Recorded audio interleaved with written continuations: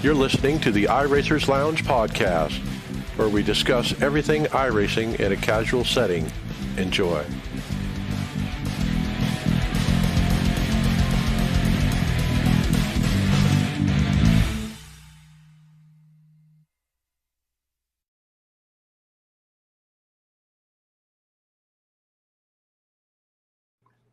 Welcome to the iRacers Lounge. I am your host, Mike Ellis.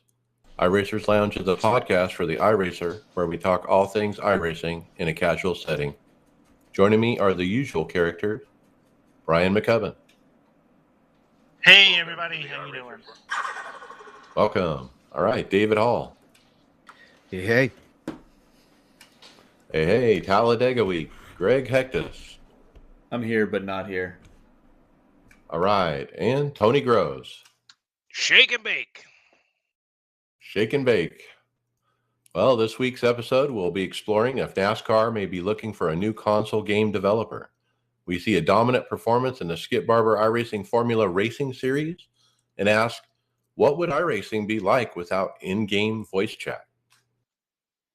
And remember, you can follow along with us on your PC or mobile device in real time as you listen to the show and see for yourself all of these great topics and products we'll discuss by visiting iRacersLounge.com and selecting show notes. So let's see you there. Sim Coaches offers the realistic sim racing equipment you need to win more races online. It is designed for real racers. Hydraulic construction makes them feel just like the real thing. High quality construction, 100% leak proof, and lifetime warranty are the key features with these pedals, and they look absolutely amazing. Check out simcoaches.com and use the coupon code iRacersLounge to get 10% off your purchase. Simcoaches.com is your ticket to feel like you're actually sitting behind the wheel of a car, drive harder, and stay on the limit longer.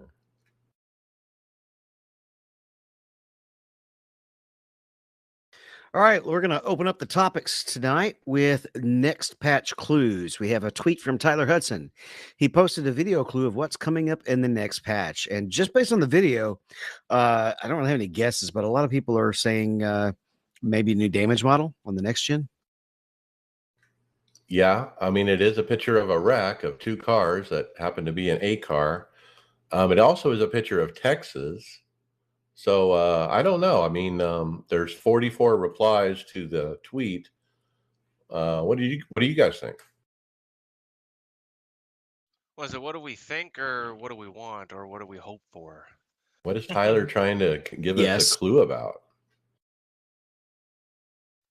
There's been a lot of talk in the in-game server that everybody thinks it's going to be damage model, but we don't have any official confirmation of that. A couple of other guesses in the replies had to do with PMJ, right? Or yeah. PJ1, that option. Those are kind of the two biggest guesses. Well, PJ1, who cares? But damage model, bring it on. We've only been waiting like 7 years for this thing. So let's talk timeline here. So this tweet came out, I think, I don't know, Friday or something, early in our week. And then we heard from iRacing they're going to do a patch. And it was supposed to be this morning. But then I think it was Tuesday or Wednesday, they decided, you know what, we're going to postpone that patch to some future date. So what was in the patch? Probably what this video is alluding to. I think Tony Rochette was pretty sure it was a new damage model, and he was, not gnashing teeth, of course. Can't really see any parts flying off though in the clip. Dave, you kind of stole my thunder with that. I mean, if you're going to tease a damage model update, the wreck that they show on this video does not show a whole lot of damage. I mean, it's cars that are out of control when they hit the wall, but you don't see parts flying off. You don't see really heavy crushing damage on the cars that do it. But there is a big black streak for where that PJ1 is. So if I were to guess, I'm going with PJ1, but I don't know. It's hard to tell from this video. Now, one member tweeted it would be great that the sprint car and midget might be fixed, and then Tyler Hudson throws a a GIF of the winged cars heading around, the sprint cars heading around as well, and says, "Here's your clue." So there's I guess something to do with them as well involved in the patch. Are they I'm waiting on a baffled. damage model? I don't think so. There's the dirt community is just kind of disgruntled with how dirt's handling. I don't know the details. I mean, we ran it last week, but how many of us really know dirt? Well, I know Kneebon YouTube channel, he was throwing punches. He was saying that something's broke where people were riding the wall and getting better times. And yeah. Anyway, I was confused. I have no idea what it was the patch was about, so we'll have to wait and see on that one. Yeah, This next it's one's interesting. It's going to be interesting to see what it is based on this video. Well, I was Yeah. gonna say, with this kind of tease, it better be worth something decent. especially with the long delay. Hop on our Discord and shoot us your best guesses. Drop in and let us know what you think. But moving on from that, this was kind of funny for anybody who has experienced the chat ban hammer. The title headline is iRacing without voice chat. What do you think of this, Tony? That's kind of how I experience iRacing as it is now. I haven't been banned, but most of the time it's on mute, so I don't hear nothing anyways. No, I don't think it would be very good to remove voice chat, but I can see why a lot of people would want it gone.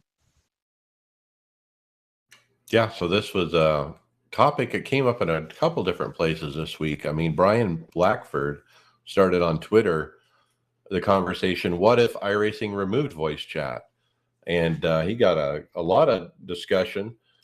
A lot of people said the same thing Tony said. Hey, I don't even listen to it at all. None. I kind of find it entertaining because I've done a better job of staying out of the arguments than I used to in the past. And people, man, hearing the other people get just as mad, and it, especially under cautions, it does kind of almost brighten my day to hear them argue. I think, I think we underestimate how important it is. I think that it builds the community more than you think, because you race with the same people, race after race, year after year. You get to know them. You enter a server and you look at the driver list and you see people you've raced before. You know the sound of their voice even. And so to imagine you've never had those conversations, to get to know those people over the years, would there be such a community that we have now? I don't think there would be. So I think it's key. And even on the negative side, we can't, whether we decide to leave our helmet on or not, go up to somebody and deal with it in person, right? So having that voice chat at least gives you a valve, a steam valve. Well, To me, voice chat is just like a microcosm of social media in general. It has a really good aspect to it that can really be beneficial. But there's a lot of bad stuff that comes along with it. So you have to, if it's something that you do listen to, it's really something that you should take with a grain of salt. I think that another thing I believe with the voice chat is it can be very informative. If you don't have that, you can't communicate with the other drivers about stuff that's important to the actual race you're in. If somebody's pitting and they're trying to give somebody some warning, you can't without a voice chat. That's really tough to do, especially, you can keyboard map it and stuff like that, but that's so hard to do if you're in VR or something like that. It's so much easier just to key in and say, hey, I'm pitting this lap as for the guy who's riding my bumper. You might want to be careful. I can't read voice chat, or I can't read the text chat while I'm racing, especially at a shorter track. So Yeah, I'm that's a good point too. I'm not even going to even take my gaze off the the track for long enough to read some text up there. I can under caution, but not during the race. And here this week at Dega, you know, when you get a long enough run that you start to get green flag pit stops, you kind of have to coordinate when you're going to go on there, unless you have enough of your guys on TeamSpeak in the same split that you can kind of stealth pit, right? Yeah, I was going to say, I mean, you're at a disadvantage if you don't have voice chat on at any NASCAR track, I'm going to say, because like David says, if to hear the guy two cars in front of you about to pit, if you don't hear that verbally, then you don't know, you might run into the back of him. And so that's a disadvantage. And why would you want a disadvantage? I mean, we do all the third-party software. We do all these different things just to gain this much advantage, okay? And so don't give up this advantage too. Right. And you just have to, you just have to tolerate the nonsense for the stuff that's really important like that. Martinsville, you hear somebody over the chat say, caution, caution, tracks blocked, everyone stop. Now, if you didn't hear that, you'd probably just pile in, I mean, those kind of things will save your race. They really will.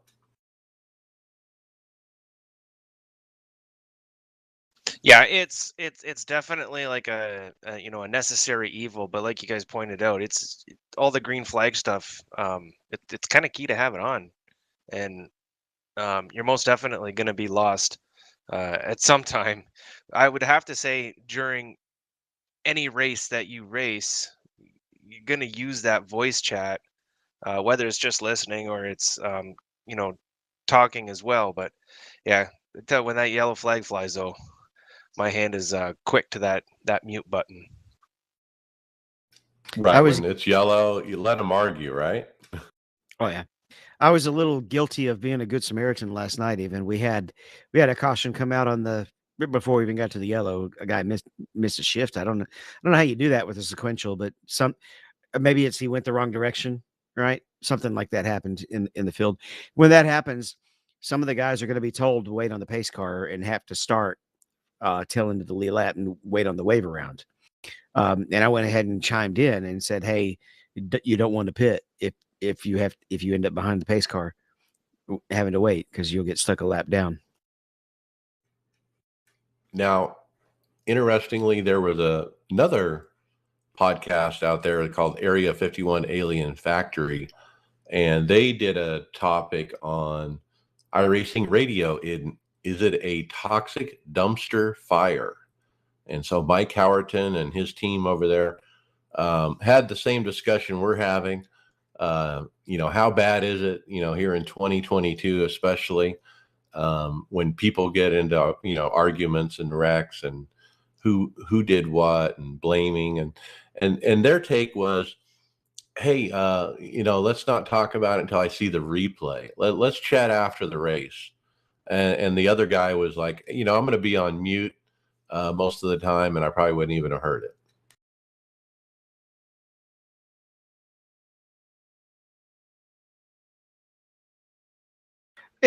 Waiting on the replay sometimes is a good idea, but sometimes a guy hits you and you just know, you already know that's just how that guy drives.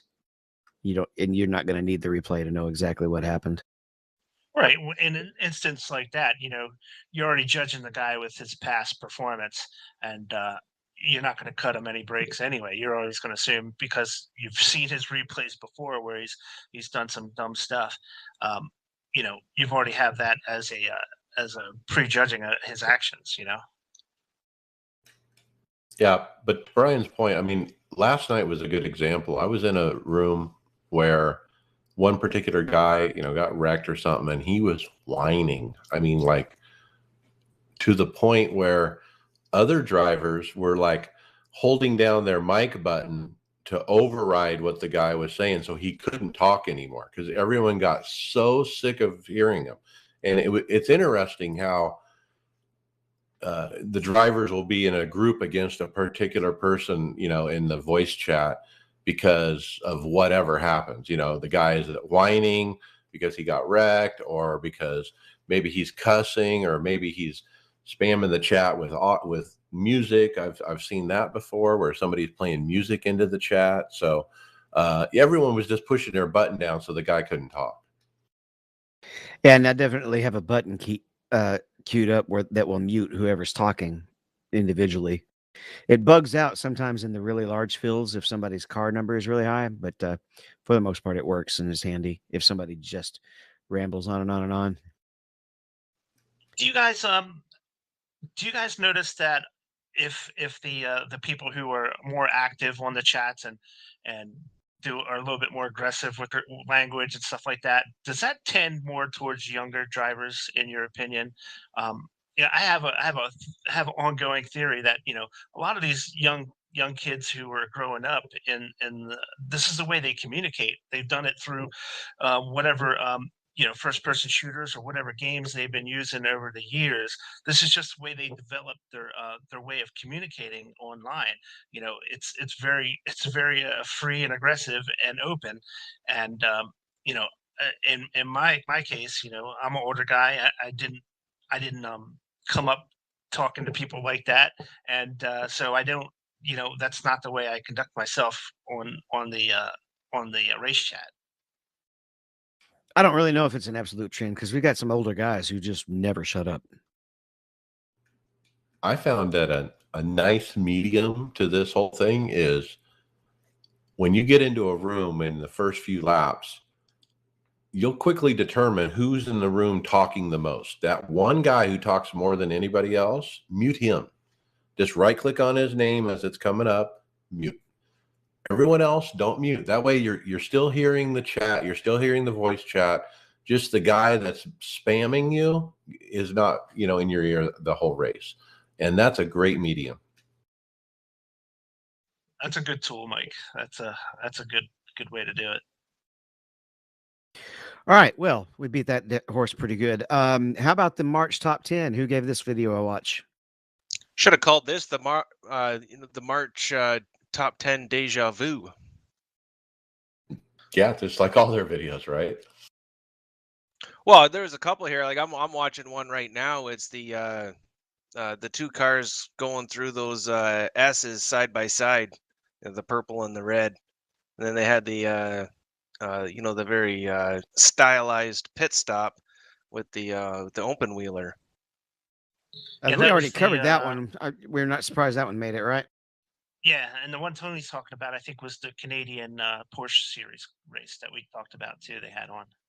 Yeah, that's it. There was still some other really cool stuff on there. There was a Crandon race with 3 trucks finishing like almost dead even at the end of a pro truck race at Crandon. That was really cool because those guys could have easily taken each other out on those last turns, sliding into each other, but they were very respectful for the most part, and just came down to a fantastic finish. Those trucks are so forgiving, though. They make you look good because you couldn't spin them out if you tried almost. I mean, they're very forgiving, so they make it look great. I like the pack of Mazdas at the Nordschleife. Yeah, I was just about to bring that up. Of them. Man, they're just Pack like all racing at over that each big other. track. Yeah, 6 of them, and they're like you said, they're all over each other, but in a very good way. Like they're not beating and banging. That's some tight, clean racing. Yeah, throw a blanket over them, right? And it reminds you of the Talladega pack, but it's on a road course. It's crazy.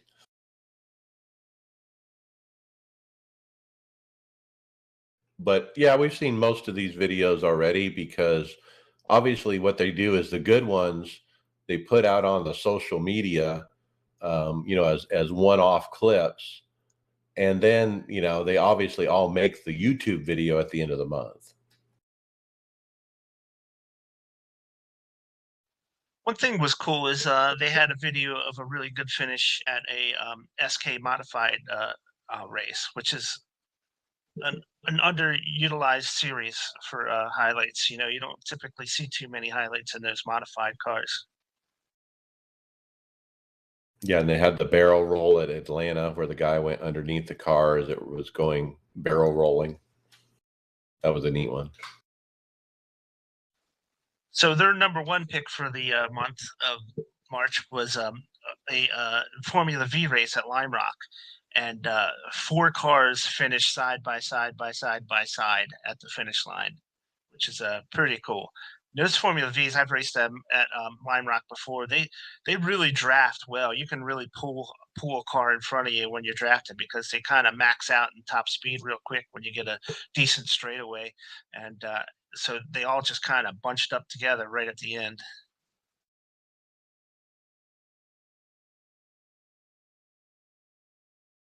All right, let's hit the big one.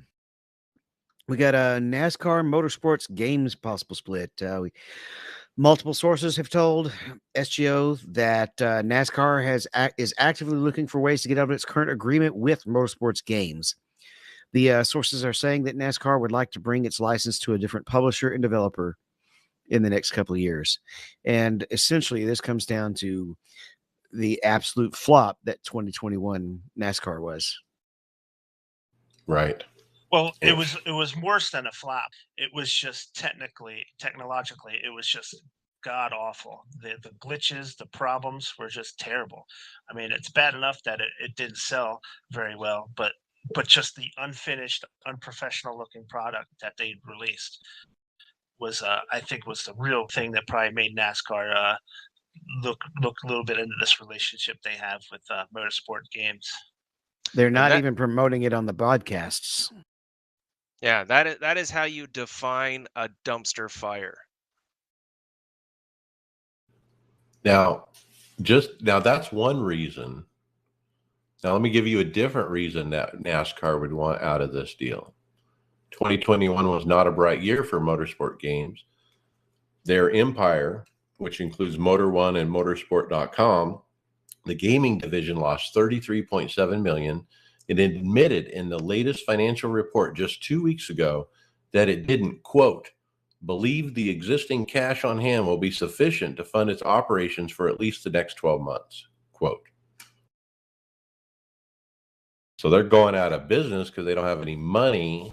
And is that really who you want to be in business with to make your video game? No, it isn't. Well, if you're going out of business, you certainly don't want one of your major sponsors to start pulling out. You know, that's just not going to work. Well, not to mention. Go ahead. Sorry, I was going to say, like, they're getting they're getting sued by a lot of people too, right? So that's gonna play into it as well. It's just bookend this is just one big black mark. Yeah, and so don't forget that IndyCar and the new 2023 IndyCar game is supposed to be through this company. And then don't forget that this company bought the rights to the 24-hour of Le Mans, and they own that too.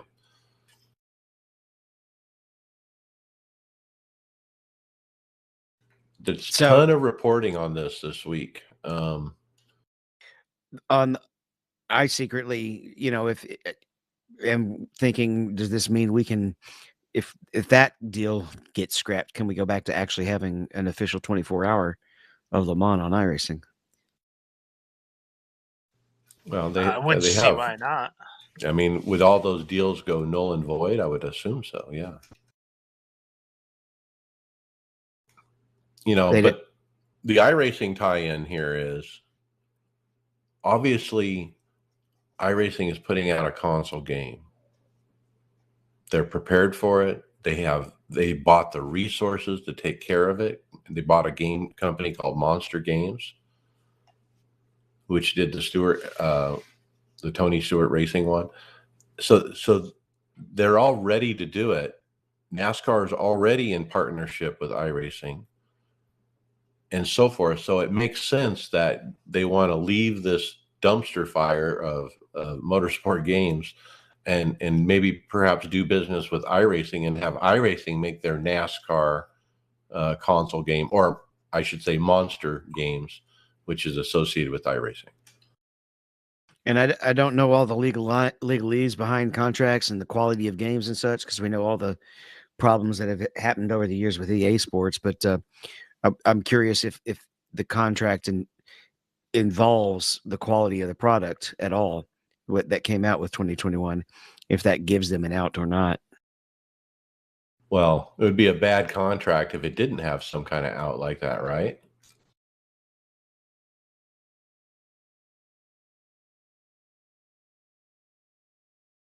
So a couple of YouTube channels have done some research on this and have paperwork to back it up, including we have links to the Miami-Dade Clerk County Court with actual lawsuits. I think there's at least 4 different links here to 4 different lawsuits of this company being sued by the people, you know, their customers of product they're not delivering and that kind of thing.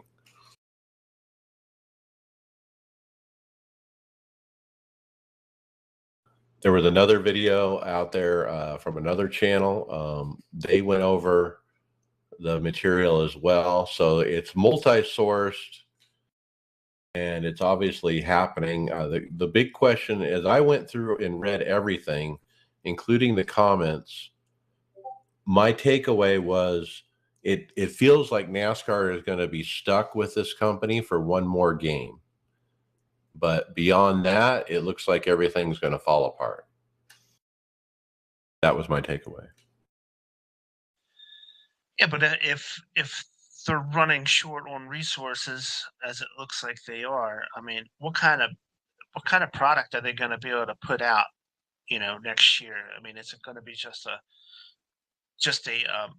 like a season update from the 2021 game and just that and just keep it as bare minimum as possible? Are they going to redo any of the physics or anything like that? I would doubt it. If they're on a real tight budget like that, but I also think that I don't know if they're going to be able to overcome all of the technical problems they've had. I mean, just the game was a joke when it was released. Well, as was like previous mentioned, like they don't have enough working capital to keep the doors open for 12 months.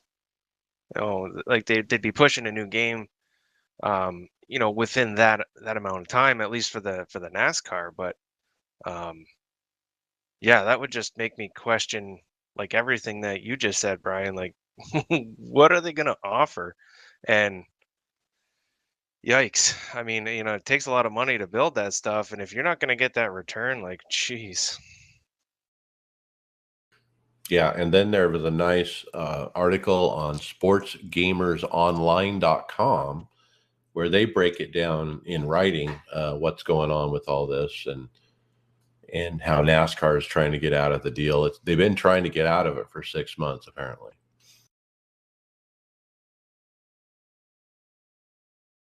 I'm But who sure they're blames going to. them? Well, absolutely. I'm sure they're going to find a way out. I mean, they got to get a way out. They got to distance themselves far away from this.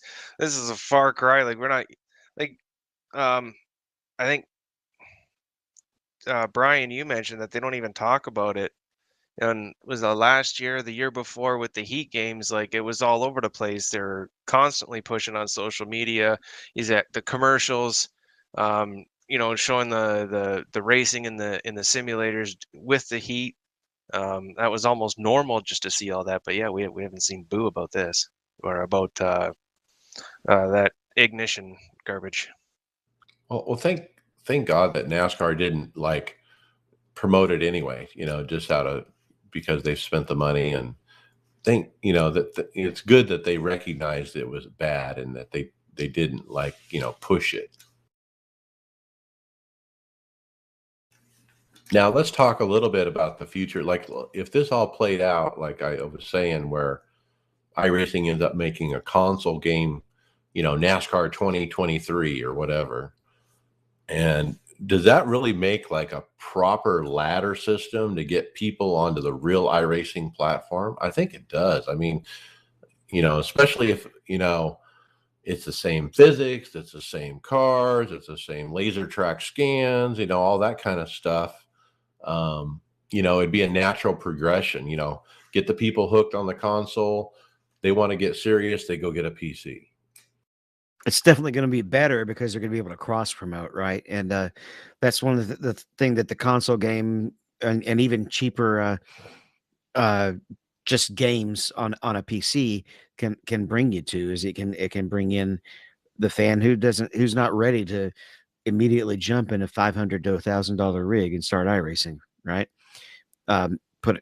Get one of the cheaper $200 wheels in the console game and go racing.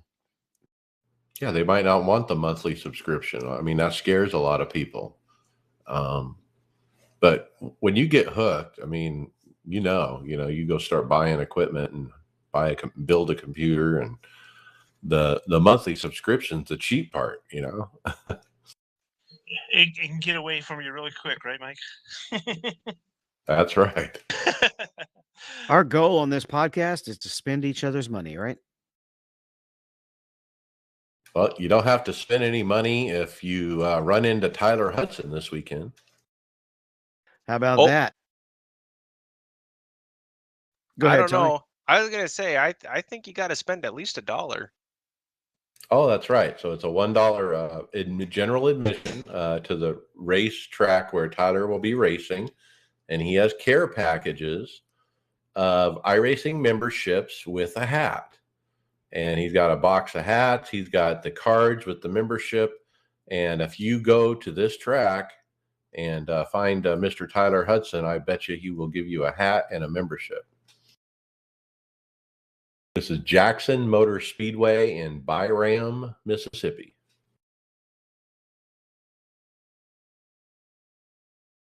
That's Mississippi's not too far from here, but I don't know which part of Mississippi that is. I have to Google that. Well, did y'all just assume he lived in Boston? No, he actually lives in Mississippi and does all his work remote. cool. Say that's a hell of a commute. It's a pretty hefty stack of memberships he's got there too. It's like a box of hats. There's probably 50 hats in there. So yeah, he's got a lot to give out.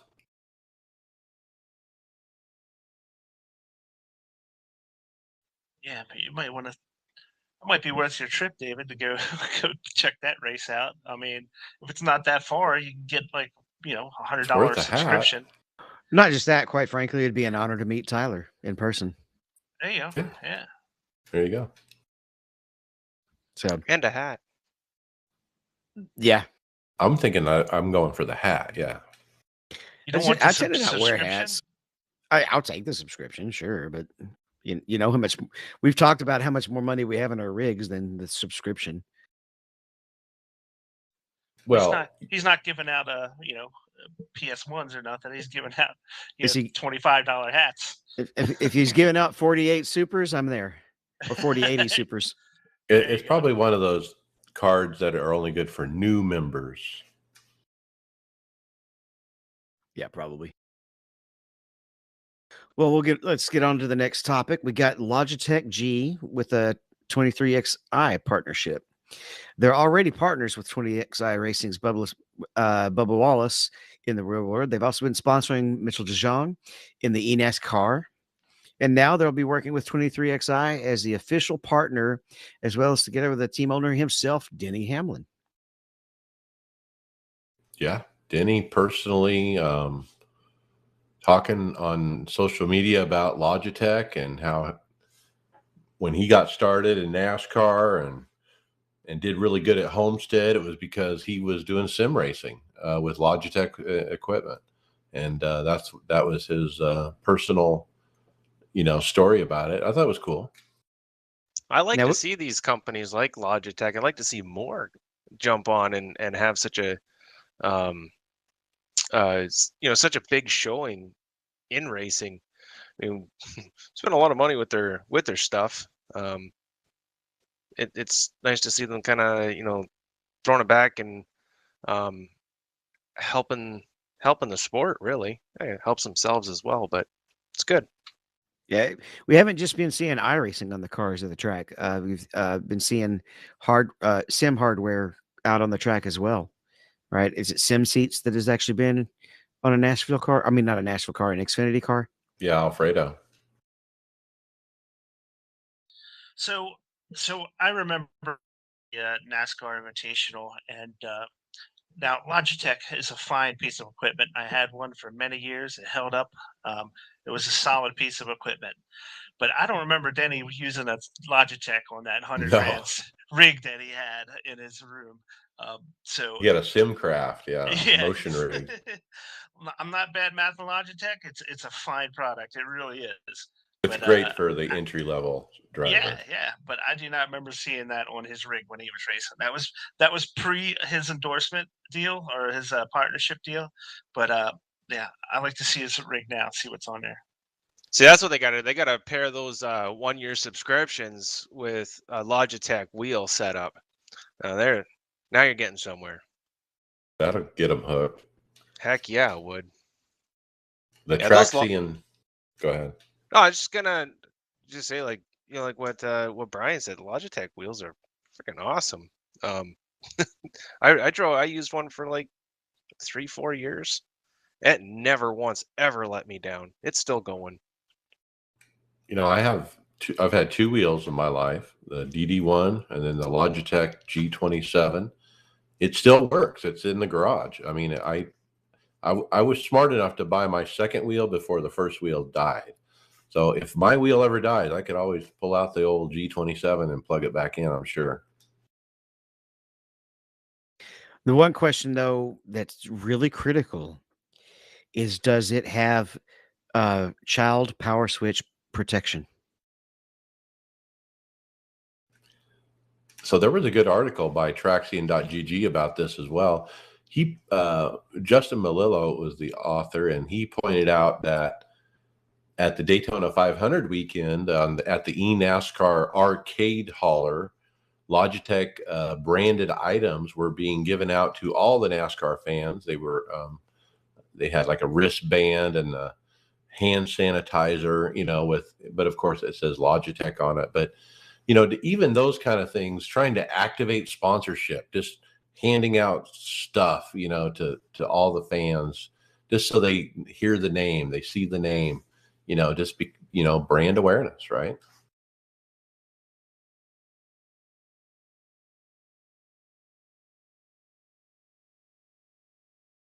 Well, this one probably that we're going to talk about next probably will make the April top 10, don't you think? It might. And then somebody was saying it might make all of Dale Jr.'s podcast as well, because it is Dale Jr. who won in the Moon Car League. Pretty cool video. Shows like the final restart, coming to the checker. Dale Earnhardt Jr. is right there in the mix. He's actually second on the bottom as they come green. They kind of wreck behind him on the white. There's a few cars out there left, and Dale makes the right moves.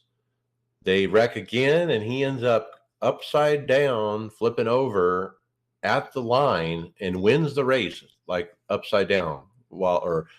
Actually, it wasn't quite upside down, but the car was in the air as he crossed the line. Yeah, his amazing. his bumper actually crosses the line first as he's starting to get airborne. These 87s at Tally, you can certainly get them airborne with the right setup in these cars. And at the end of that, once that was all done, he gave a pretty good and a lot longer than I had expected little interview. Yeah, kind of neat to hear from him, and he threw a little praise out to Moon Car, that he likes, what he's got going on here in the sim. Lot of hype around it. I think most of the iRacing that Dale is doing now is mostly leagues. I think he's kind of gotten tired of the toxic voice chat, in fact, in official races.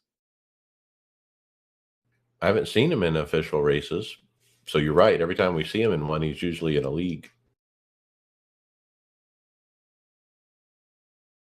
Neat video, though. And no other cars get airborne quite as cool as those 87s. When they turn sideways at a high speed track, they just take off, and it's really, really spectacular to look at. And I got to say it again. I mean, what a neat opportunity for everyone who is in the mix there, racing Dale Jr. for the win at Talladega. I mean, just to say, man, I was leading him to the white and blah, blah, blah. And, man, that's cool.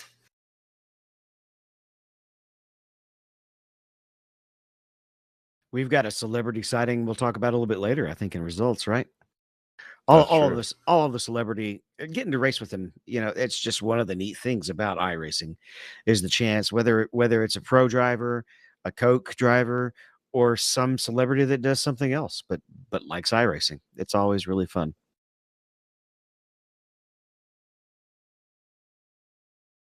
Next thing we've got is a new track coming. Brian, why don't you take this one? Yeah, so looks like iRacing has spilled the beans that they're getting ready to release a new track. It is in France, as they um, as they tout on the teaser, and looks like it's the longtime home of the French Grand Prix. Magny Cru is how I'm pronouncing it, whether it's right or not. Okay. Okay. Well, I didn't know they pronounce hard R's in French that much. But yeah, so it's a new track. They got the laser scan highlights of it on their website, and yeah, it's coming soon. Later this year, there is a quote from Steve Myers. I'll read it. It says, as we continue to add premier European road racing circuits to iRacing, we felt that the Magny Cours was a natural fit to join the service, said Steve Myers. Its long history as a host of the French Grand Prix, plus its frequent use in various GT and Junior Formula Championships, make it an important addition for those looking to get the most of their time in our open wheel and sports cars on iRacing. We look forward to Magny Cours joining the iRacing track family later this year and can't wait for our user to be able to experience it. Yeah, so this track was initially built in 1961, and it is a 2.7 mile, 17-turn layout. So it had been changed all the way up to 2003 when the final chicane were reshaped to facilitate passing at the start-finish line, and that was so. Yeah, so pretty cool track looks like for those guys who love these classic Grand Prix tracks.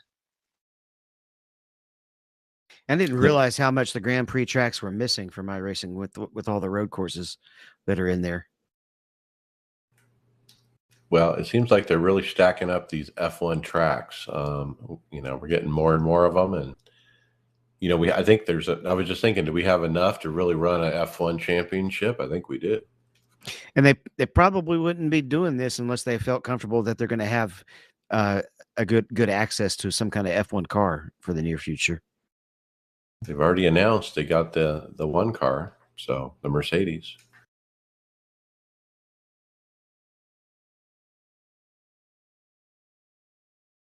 Brian, you get the next one too because you are Skip Barber reporter. Yeah, so we go this time. The Skip Barber Formula iRacing series goes to Road America. And the race was really pretty much dominated by Mikel Gatti again. He wins both races, the sprint and the feature race.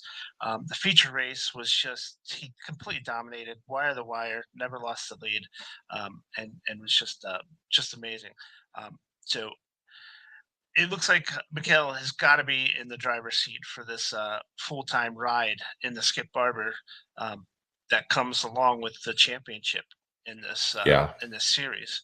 So I know he's European, and so hope he's got his passport in order because it looks like he might be flying to the U.S. to be a full-time Skip Barber race driver. And you would think, like, if something went wrong, like he didn't have his passport or something, then I would assume the guy in second would get it, right? So it's probably still important to try to, race for the top 5 because of that, Well, there were other prizes for second and third in the season. It was like, I think there was some testing in the formula in the Skip Barber, and some other stuff that was really pretty lucrative, that had to deal with real world driving experiences. So yeah, I mean, if Mikel's got this thing wrapped up, I think there's still 3 more weeks to go. even if he's got this thing wrapped up, you still got to race hard because there's some really cool stuff you can still win.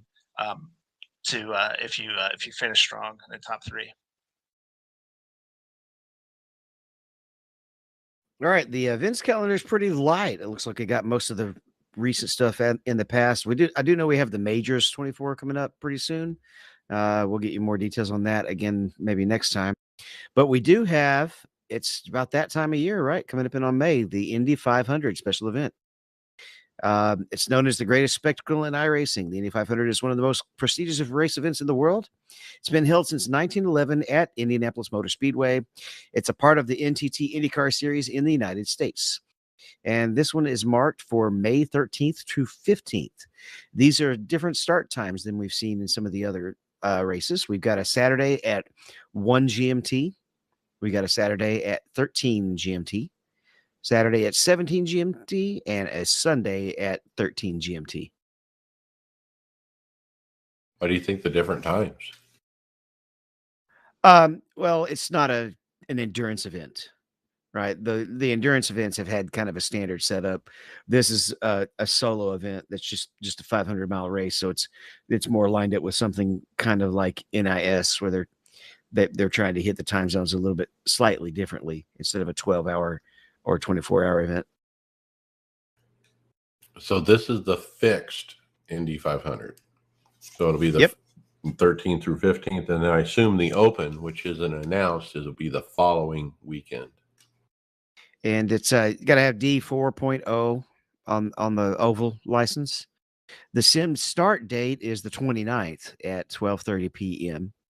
And you qualifying is separate for this, and you have to set a 4-lap average. You have to have 4 clean laps. The only race on the service like that, right? Mm-hmm. And this one, the splits are only by qualifying time. iRating has nothing to do with it. I like that it has that unique quality where one race a year we do something different. We do it by qualifying time instead of the iRating. And so if you're good and you've worked your set and you have a qualifying set, I mean, you can get to Indy Top Split even if you don't have the iRating. Or you can tank qualifying and race with some guys who aren't quite as up to your skill level. That's true, and try to get you that Indy 500 win, right?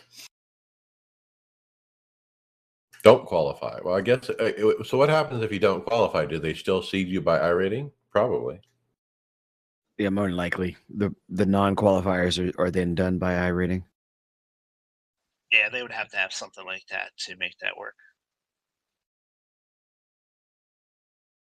Okay, podcast housekeeping notes. Don't forget the aftermath. Is there anything going on over there?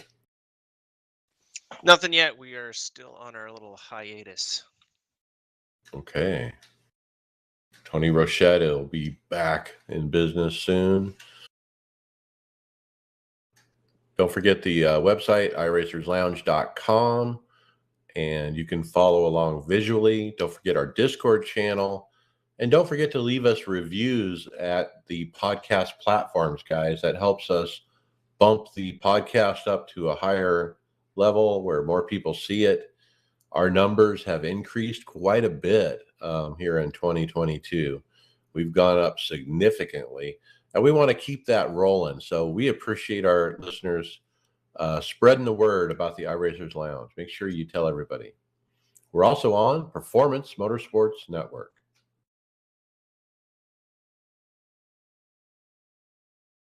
Well, Tony, did you have a dirty fantasy weekend? Oh boy, did I ever. And you know what was even cooler? I was finally able to make the page. And so did you, Brian. You rocked this week. First time in the top 15. This is where it starts. This is where you turn your fantasy career around.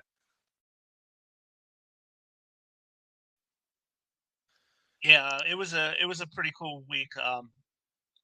I think even though this is only second year in dirt for iRacing, or I mean for NASCAR, you still kind of have a good idea of who's really good at it, and I think it made it a little easier. You'll notice that the points seem to be really high this week, and I think it's just because you pretty much knew going into it who the good dirt drivers were going to be.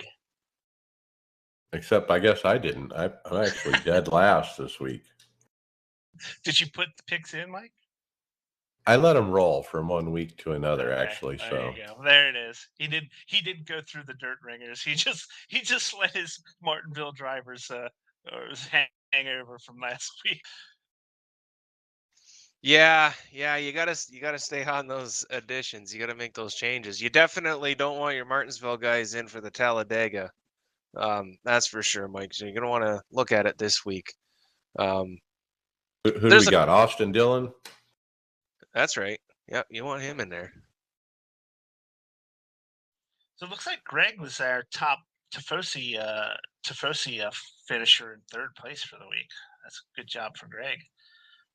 Yeah, and it looks like Tyler was the only other Tifosi driver. So there's 4 of us up in the top 15. So that's not too bad. It's probably one of our better showings this year. Yeah.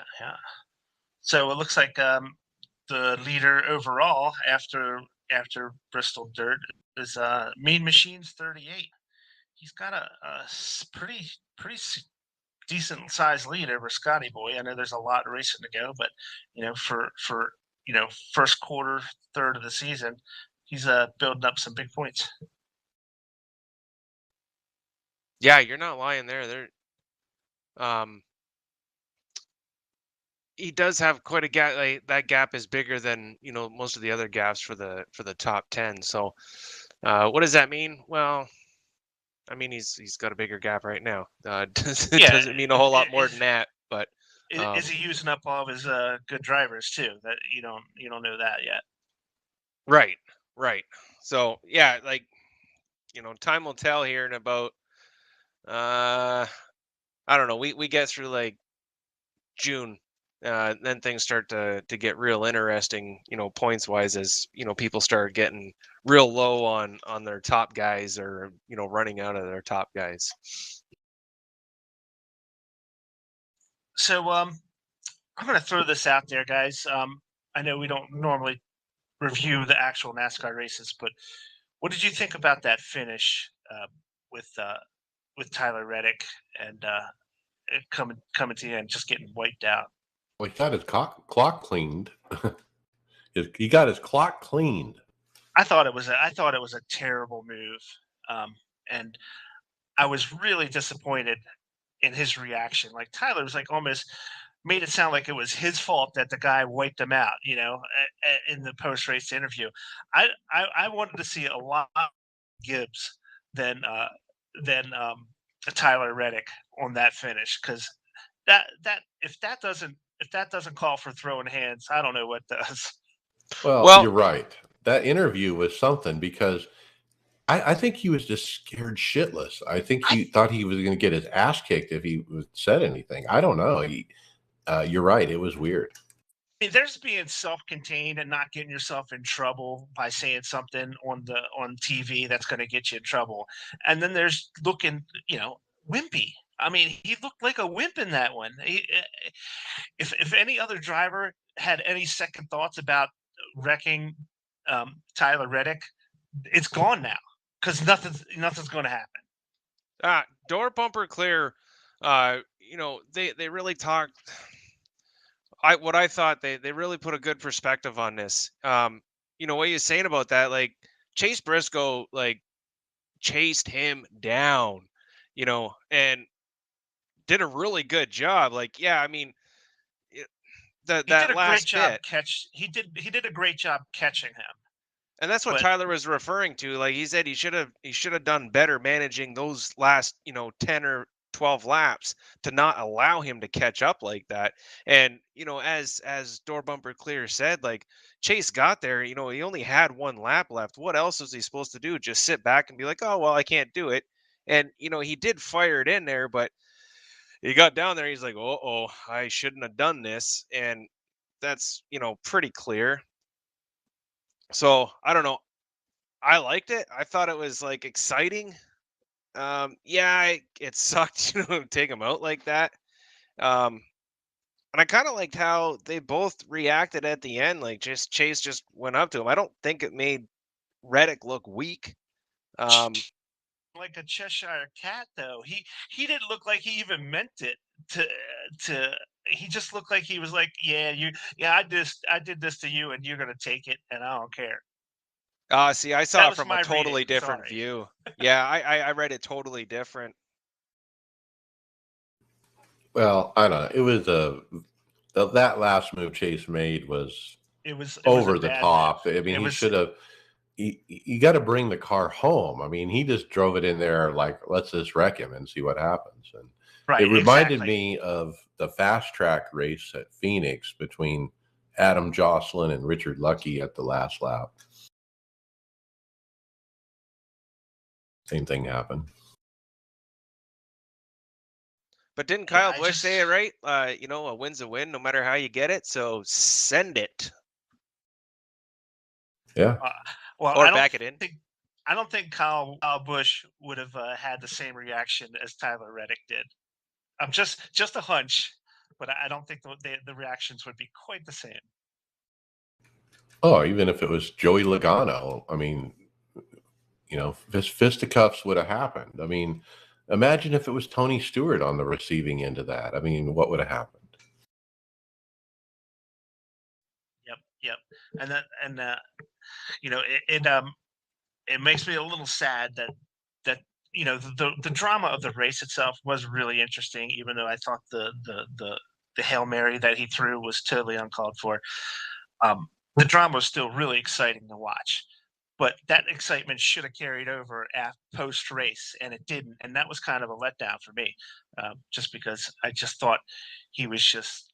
I don't know if he was just trying to be too restrained, restrain himself too much or what, but yeah, that was just my opinion, and I thought the post race should have been a little bit more exciting than it was. Well, it was kind of funny that they had the camera view of him sitting there talking to Chase, but the crew behind him, I mean, you could see they were ready to rumble. I mean, they were holding, they were the fuse was lit. I mean, they were ready to throw down, and nobody made a move. It was all chicken shit. Yeah. I think Richard Childress looked like he was ready to throw down.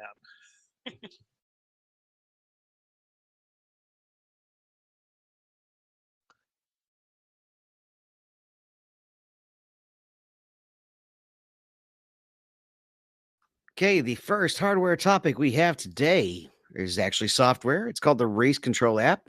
They're releasing a new alpha version of this software.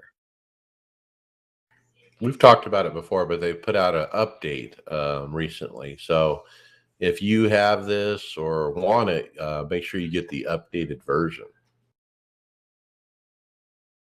Now, this is the one where you can actually have it manage the race, like as an admin, a way to throw cautions for road courses and things like that, right?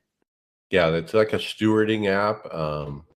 But basically, yeah, if you're an admin, this is a must-have.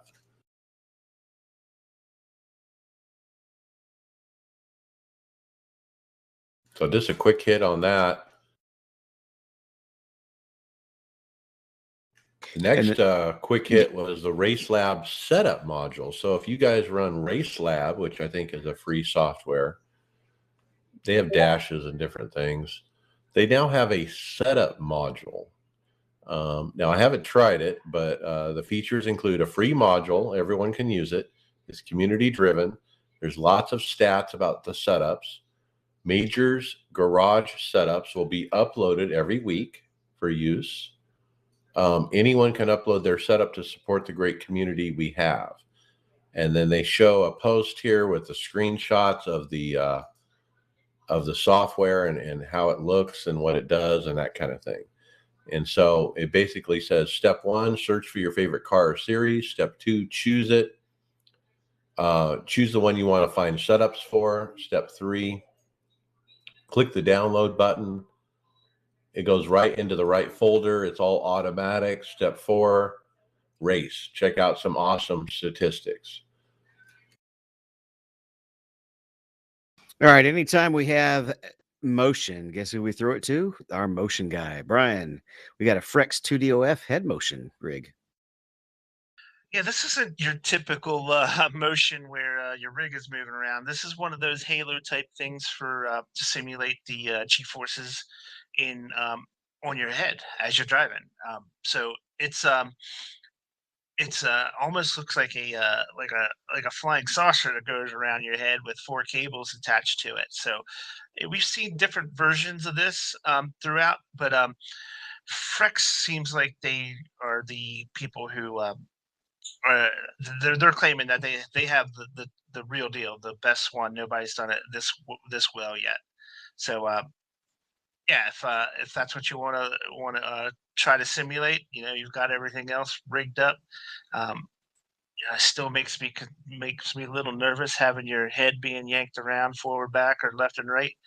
But these guys will do it for you if you're interested. It's called the Frex 2DOF head motion. Now, if Remember you that follow, Saw movie? Remember that Saw movie? I don't Where watch they had those. this thing on that guy. It didn't work out so well for him. That worries me. If you watch, if you follow any of the drivers on say their Instagram or any of their socials that like to post their workouts, you'll see them actually spend a day just working out their neck. They do some crazy stuff just to strengthen that neck, especially the open wheel drivers. It reminds me of a thing like if you break your neck and they put you in traction and they have a big old halo around your head, and it's something like that. I mean, and there's straps where, your head, it just looks very odd. The strings that go front, back, left, and right. I'd like to just try it once just to see what it feels like, but got to be a weird sensation.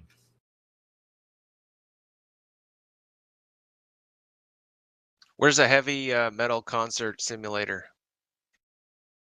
There you go. Headbanger. It's on your volume switch.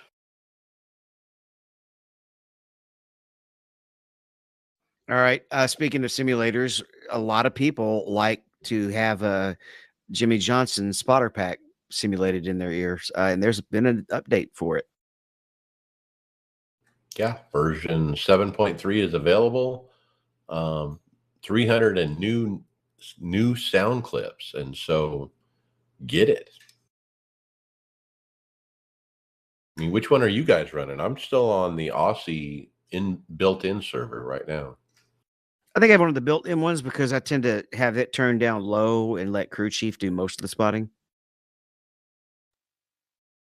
I used to run the Jimmy Johnson cuss pack, and then Yeah, yeah, so I went I went to crew chief and the other one, and then when I stopped using those two, digital race engineer, that's the one. I stopped using those two, come back and kind of forgot about this. So this was kind of nice to see. I was like, oh yeah, let's get this in here. This be way better. Maybe it's time for a change. yeah, I had the same reaction you did, Tony. It's like, man, I remember racing that Jimmy Johnson cuss pack back in the day before I started adding all these peripherals that needed all this extra stuff and the crew chief apps that I've been using. So to have the ability to communicate um, vocally to your crew chief. So, but when I saw this, I was like, oh man, that was a cool app at the time, and it's still pretty cool. Um, it's just it it doesn't do a lot of the things that I require now.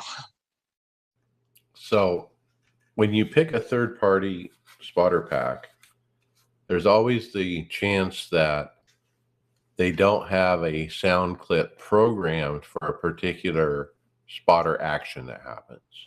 And he references that here. He says, there are a few event IDs that I couldn't get to trigger, so I'm not sure when they do.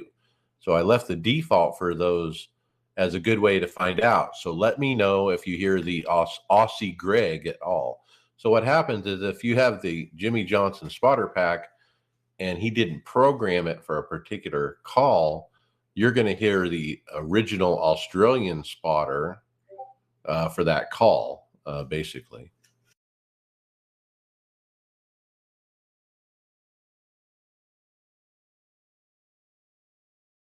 But spotter packs are hard. There's a lot to do to make one. So Yeah, I imagine it takes quite a bit of work. And, it's really cool that these guys are doing that kind of stuff.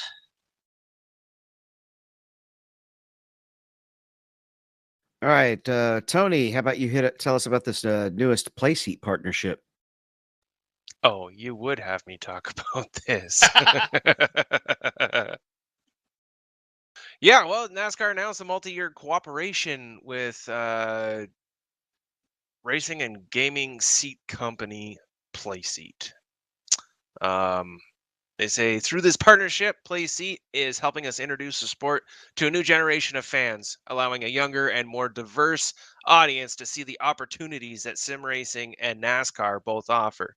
Now, for that point, that's awesome, to be able to have a company, to help make all this stuff happen, get more people into sim racing, into racing general.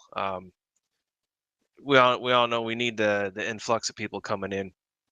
So if this is the way they got to do it, personally, I hate Playseat, and I've made that perfectly clear in the past. Would love to see um, pretty much any other company go at it, just because their stuff's just too expensive for what you get. Anyways, whatever.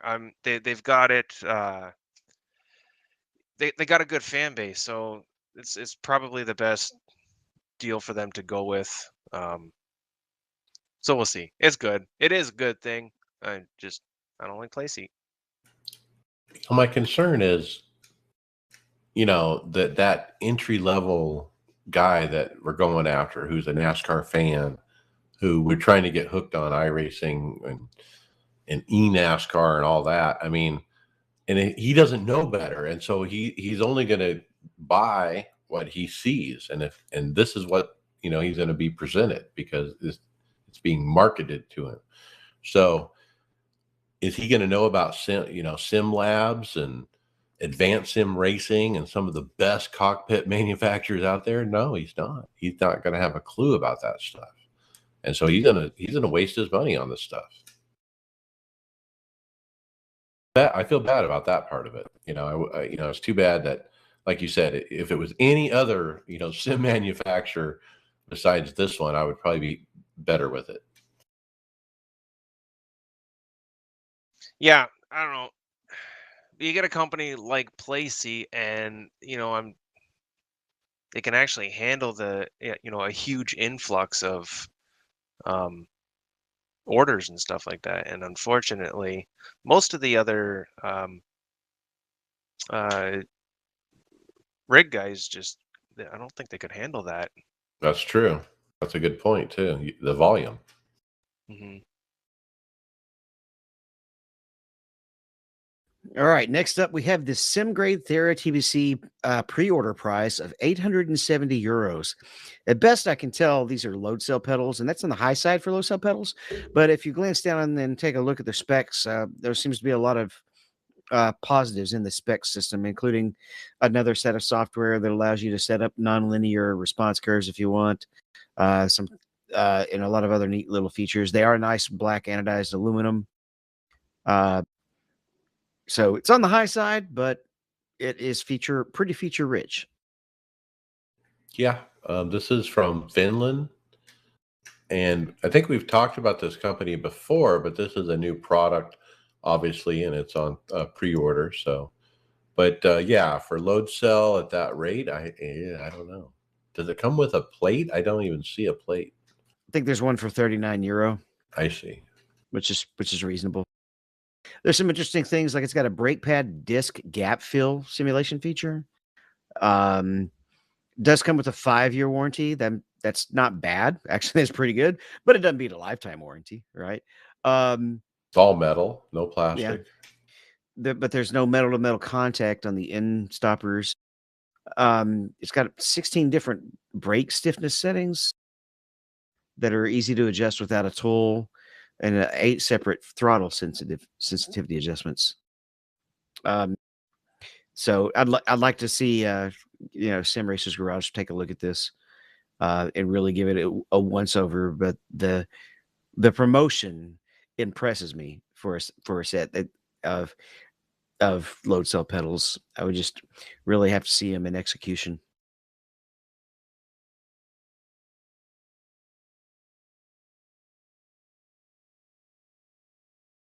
And the next thing we have, is this a sim race video? Yeah, it is. Mike, you want to tell us about this one? Well, this is a motion called the Sigma Integral DK2 Plus.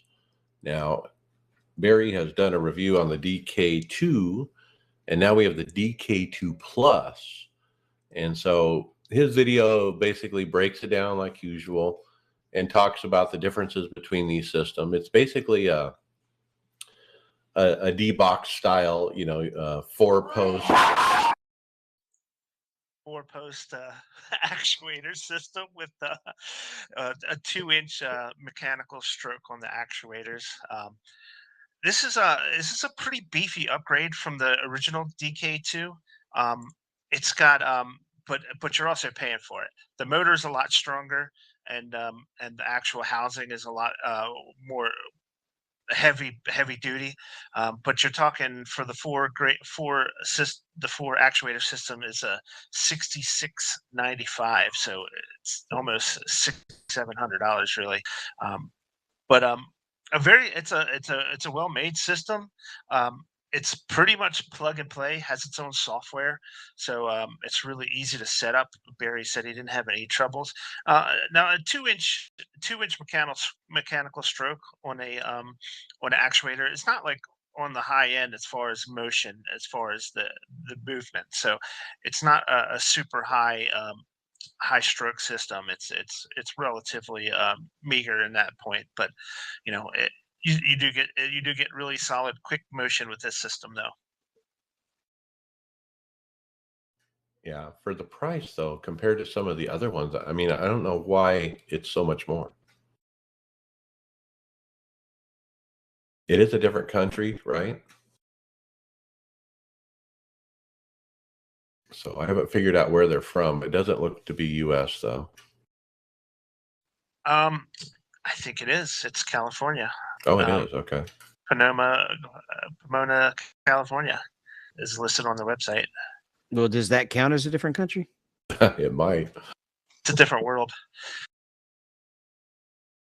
But no, so yeah, so it's on the high end. It's pushing close. It's still not close to the D-Box brand, but it's certainly a lot more than some of the other systems we've seen. And I don't know if you're getting the value out of all that extra money that you would be spending on this, but it's certainly worth looking into. Well, they got the DK6 available with a 6-inch travel at $8,095. Holy cow. How far do yours travel, Brian? They are 100 millimeters, so it's 4.5 inches, something like that, close 5 inches. I'm guessing off the top of my head. And that Look it up real quick. that definitely feels sufficient, right? Yeah, and that company that made mine makes 150 millimeter travel, so you can upgrade from the one I had to like a really tall motion, which is probably more than 6 inches, I think. All right, got to obviously pass the next one off to our DIY guy. We got some bezel-free kits, right? Yeah. I should have had his. This comes from SW Sim Solutions, and they've got they're working on anyways a bezel-free kit. Now with a lot of things and people, supply issues are hampering their lenticular lens acquirement. So they're doing like a do-it-yourself kit where you just have to get that lens part yourself, and they'll supply everything else. But this one is a little odd, just because it's all a 3D printed one, 3D printed deal, which is not bad in any regard. but it looks like he may be just trying to do this out of his house, one guy type operation, one printer operation, because he's saying it's got about 20 hours of printing. So and he's going to sell it on a first come, first serve basis. So if this is the case, you got a long ways to wait to get your hands on one of these. But if you got an old monitor, kicking around, you can get these lenses out of there. Send this guy $40, he'll send you the rest, and you just insert the lens and you're rocking and rolling for your bezel-free kit. If not, you just got to wait a little bit till he can get his hands on some proper lenses, and then they'll be available. That's SW Sim Solutions. It's like it's out of the UK somewhere. That is pretty interesting on this picture that the grid, that he's got a 3D grid of some mountainous or hilly terrain, it looks like, but kind of gridded out, and so you can see the topology. And it actually looks like it's one continuous monitor. The grid actually lines up from the angle you took it at. So I had purchased the Asus bezel-free kit in the past, and I actually sold it because it was made for a very specific monitor with a very specific width of bezel.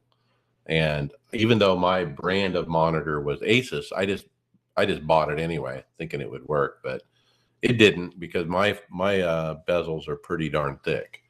So that's why I got rid of it. Now, what this guy is offering is the PC's 3D printing is the piece that holds the clear plastic.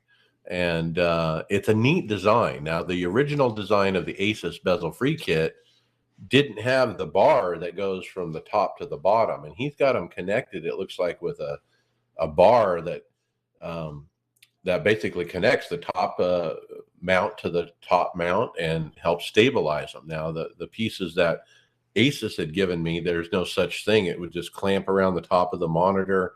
It would always fall loose. It would, if you shook anything or bumped anything, they would fall to the ground. It was just a bad design. So I'd like to take a moment and point out he's got a neat design here, because the way he attaches the two together so it's stable and doesn't fall apart really takes it to the next level. The other thing is, there's a lot of people looking for Asus bezel-free kits, and there's none on the market. They don't sell them anymore. And so I think that's kind of the reason that he started this, because there is some demand out there of people looking for a solution. Now, the clear plastic part, you can get this out of any old broken TV yourself if you take it apart. Yeah. Thank you, Mike. I guess I should have talked a little bit more of how it's mounted. And with your personal experience with the Asus brand, the back, it would be wouldn't really matter what type of monitor that you run, what size, what brand, or anything, because it's very similar to a turnbuckle. You just spin the one part, and then it will tighten to whatever monitor that you have. You're right. I think this opens up multi-brand, whatever. As long as it got that thinner width of bezel, I think you're going to be okay.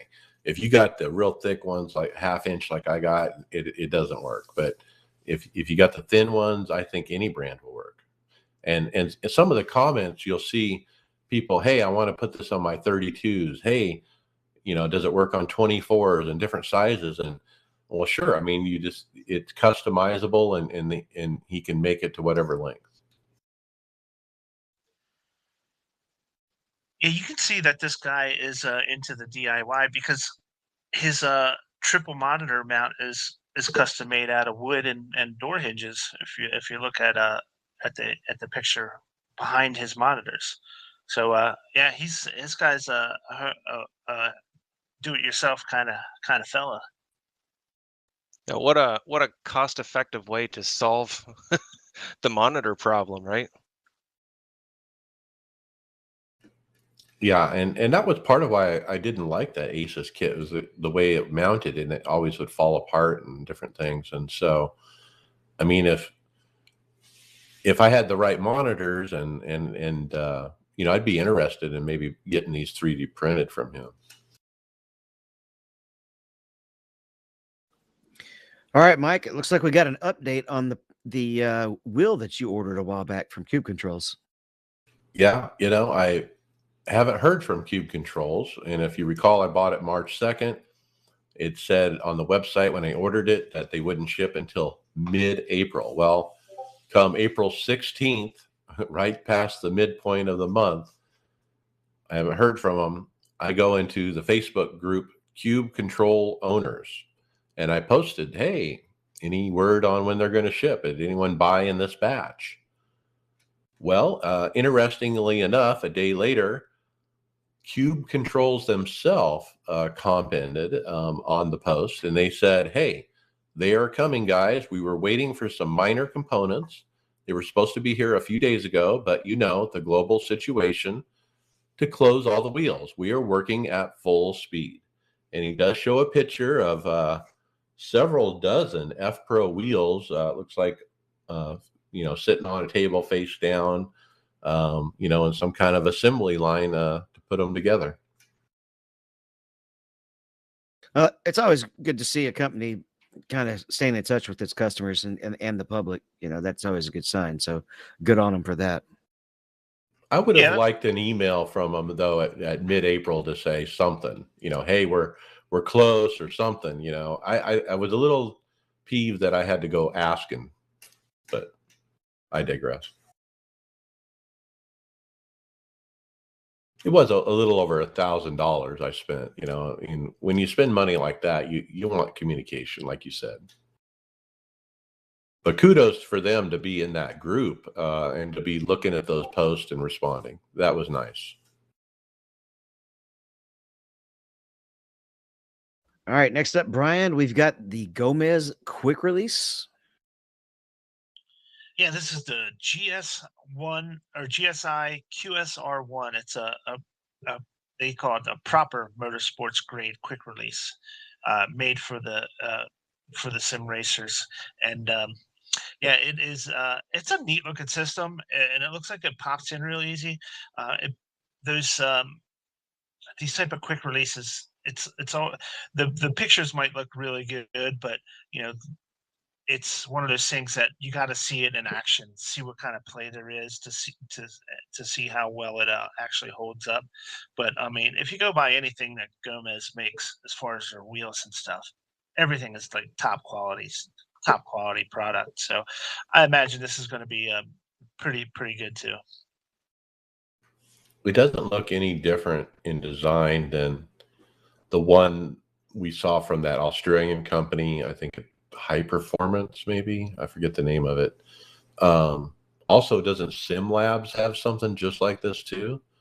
So I don't know if it's a carbon copy or they, it's their take of a similar design, but all these kind of look the same. From what I can tell, there's zero play.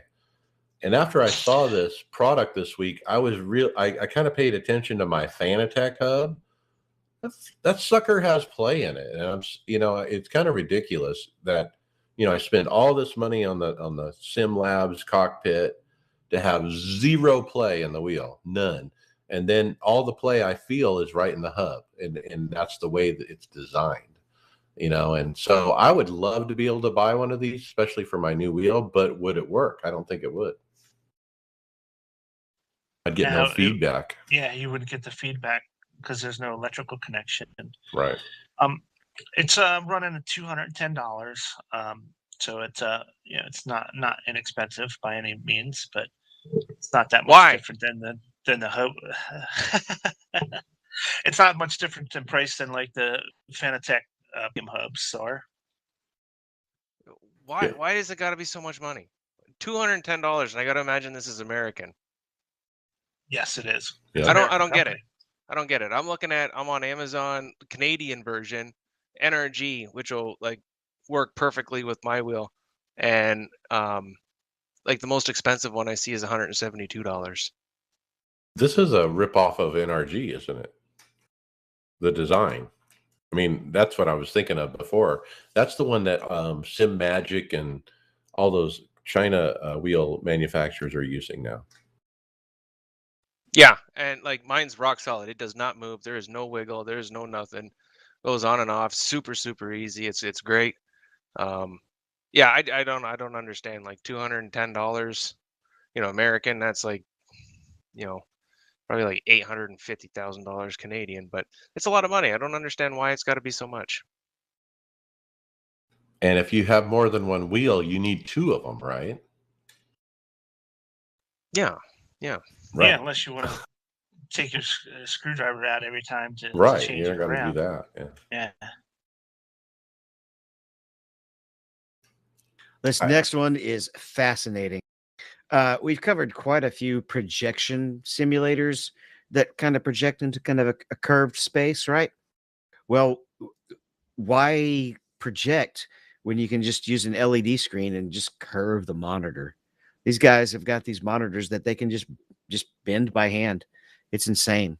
And you can use it for flight sims. You could definitely have it just kind of a good wraparound, almost better, got to be better than triples, single wide monitor. This looks really cool.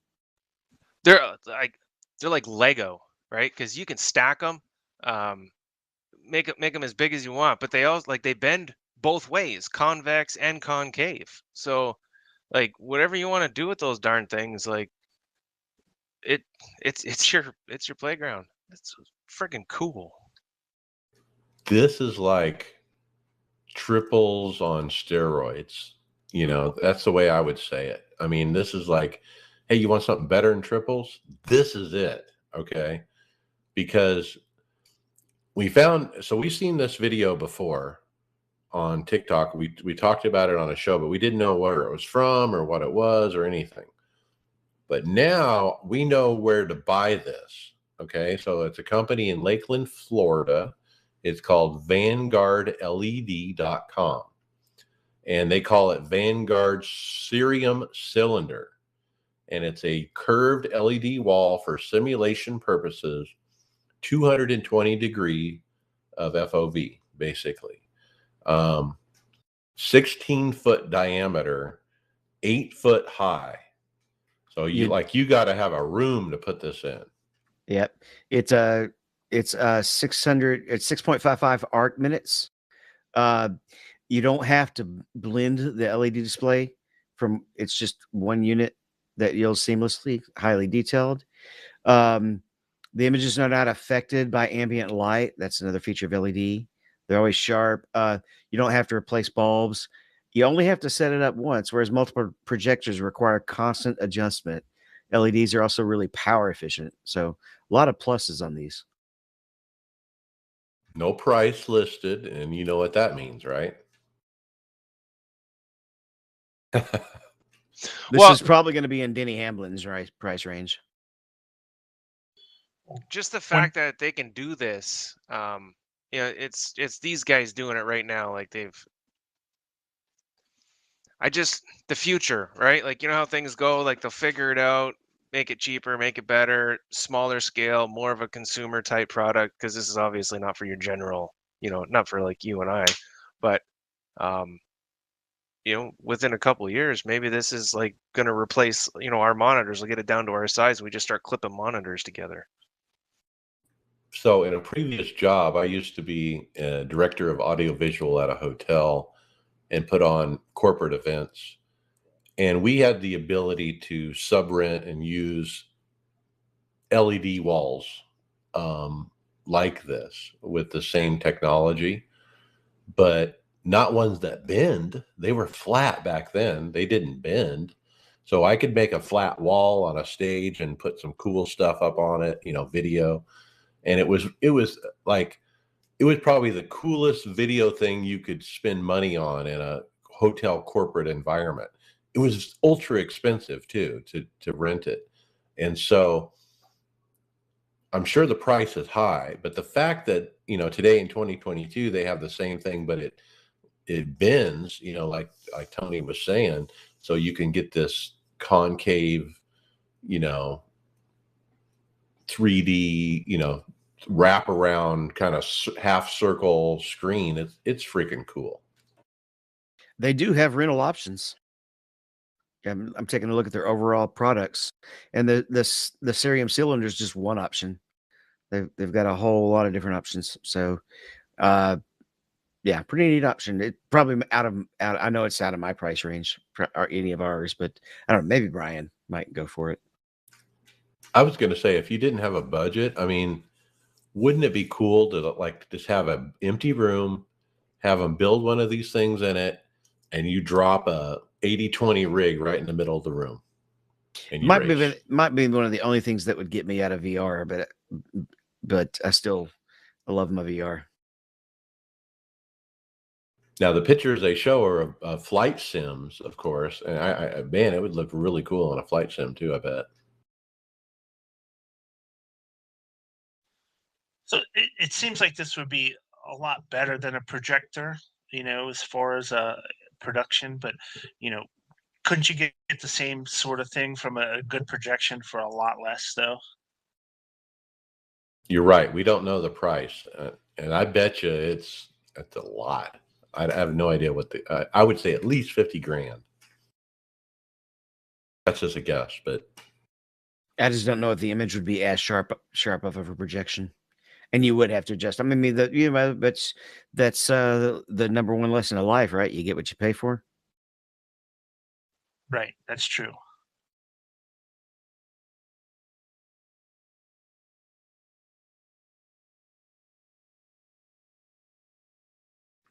It's results time, Mike. Let's start off with some Bristol on Friday. Bristol Dirt. I can't believe it. I got my first win of the year, P1. I was probably lucky that it was an ex-teammate behind me, and he has some trustworthiness. And it was Carlos Fonseca, who actually used to be on this podcast for a long time back in the day. Thanks, Carlos, for racing me clean, but also making me earn it. When I entered the room, I told my guys, hey, if I'm going to win this race, I'm going to have to beat Carlos. He's going to be the car to beat. And he was the car to beat. I was right about that. At the end, he could have plowed me, but he didn't. He's not that kind of guy. He could have drove it in there like Chase Briscoe did, some ridiculous dive bomb thing, and took me out and him out. He could have done that, but he didn't do that. So I was able to win the race. Thank you, Carlos. Anyway, the restart before the last was when I took that lead, and I had made some really good crossover and slide job moves to do that. I was being ultra aggressive.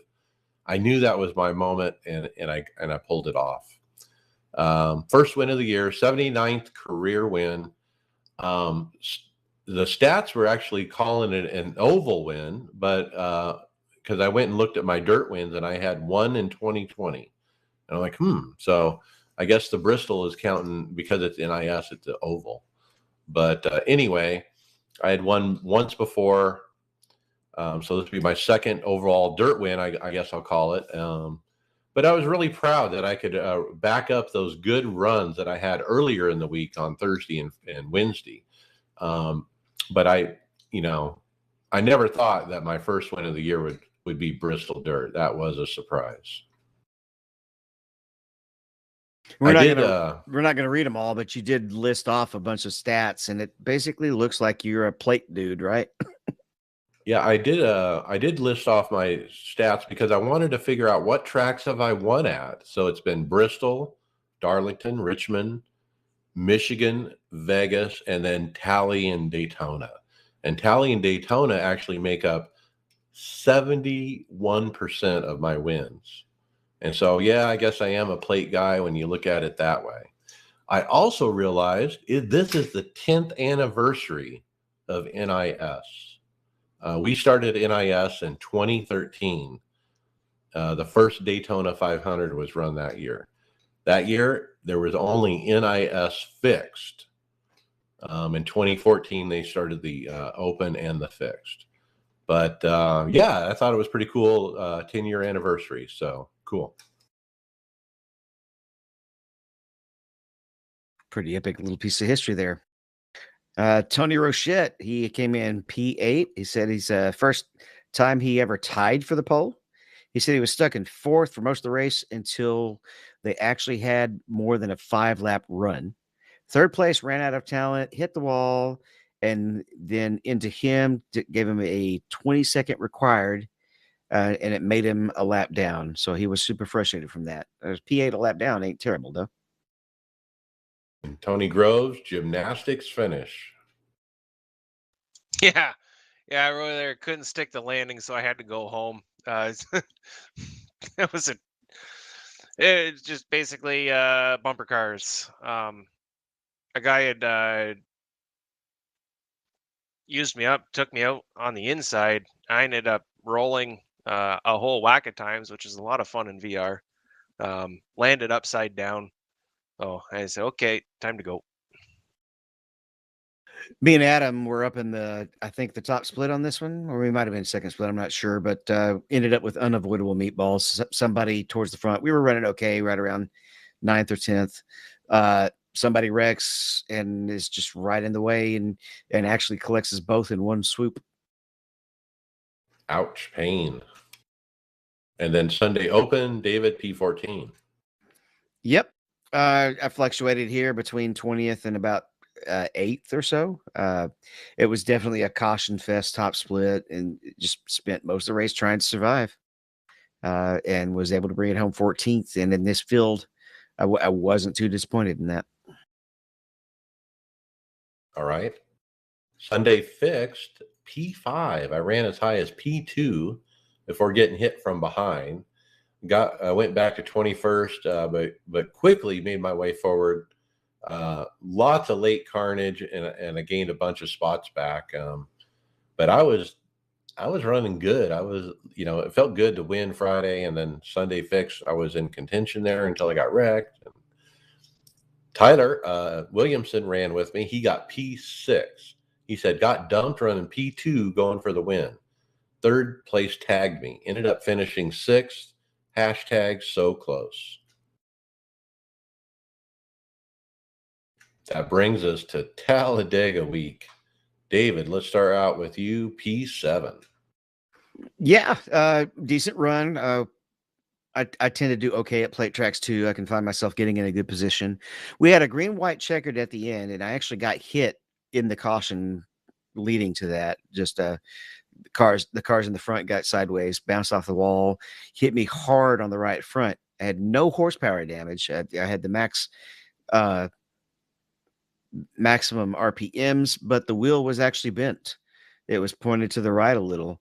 And I didn't specifically announce that to the field, but I said, I don't want to lead. I'm just going to try to stay in this front pack for the green, white checkered. But at some point, the way it worked out, a guy was ready. He's just called for me to break out. And I went ahead and tried it with him, but with that kind of damage, the car is just not going to go to the front in even being pushed. So ended up coming across P7. We did have a nice clean finish with like 4 wide, and everybody was able to hold their lines and not turn it into your typical everybody dies coming across the start finish line though. So that part was pretty neat. And again, I'll take it as a decent finish and set it up to ride comfortable for the rest of the weekend. All right. Man, I wrecked out. It was around lap 50. I'm running about 7th. The guy behind me dives to the inside and clips me because I had went just a hair high, and I guess he thought he could take it, but I was there. I mean, the guy in front of me kind of weaves up and back down. I'm kind of trying to stay in the draft, so I weave up and back down, and that was a mistake. And I learned my lesson to protect that inside. I was being lazy and not paying attention, to be honest, and got turned. I didn't even see the guy turn me. I was turned and didn't even realize it, and it was ugly. I walked away steaming, came back to watch Tyler Williamson at the end of his race and spot him, and he gets his first ever win in NIS.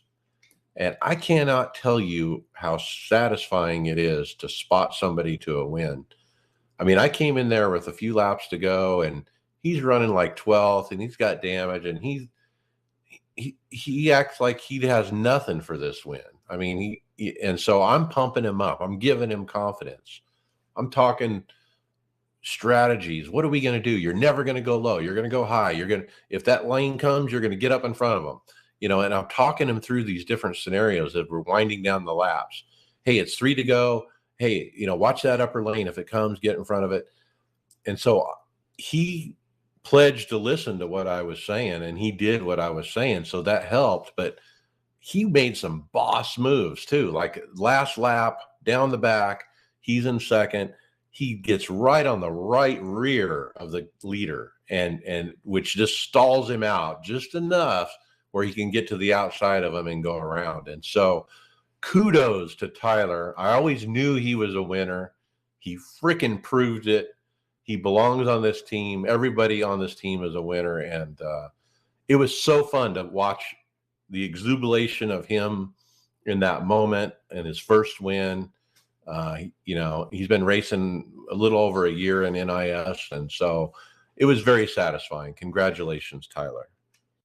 And there was another, this was the race actually where you guys had a celebrity sighting in the split as well, right?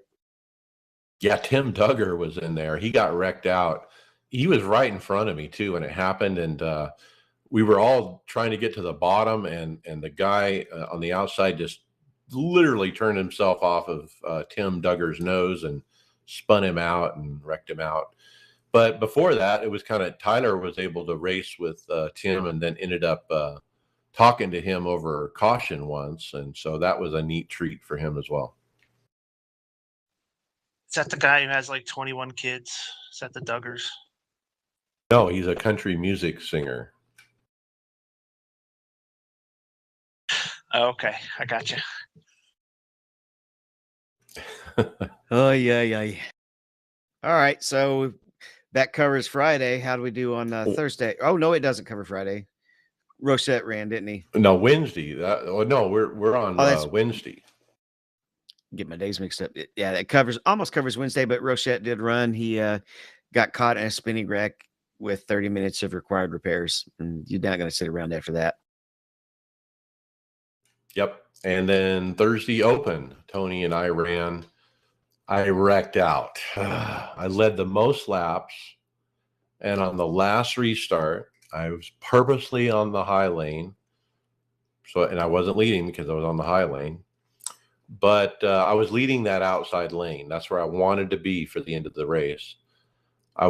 Got pushed to the front, and then the guy that was pushing me, he you know, I don't know if it was on purpose or inadvertently, but regardless, his bumper, he took his bumper up to the right corner of mine and then swiped it down to the left corner. And then obviously it turned me hard right into the wall. I was leading the race, coming to the white, and I got turned hard right into the wall. And so that's a tough one to swallow. It was about 10 minutes damage. Tony Rochette wrecked by the leaders going 3 wide into turn 1 on lap 6.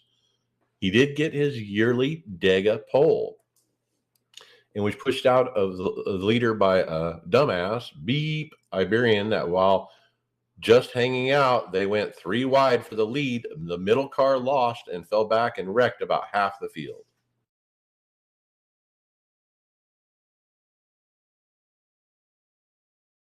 Let's talk other series runs.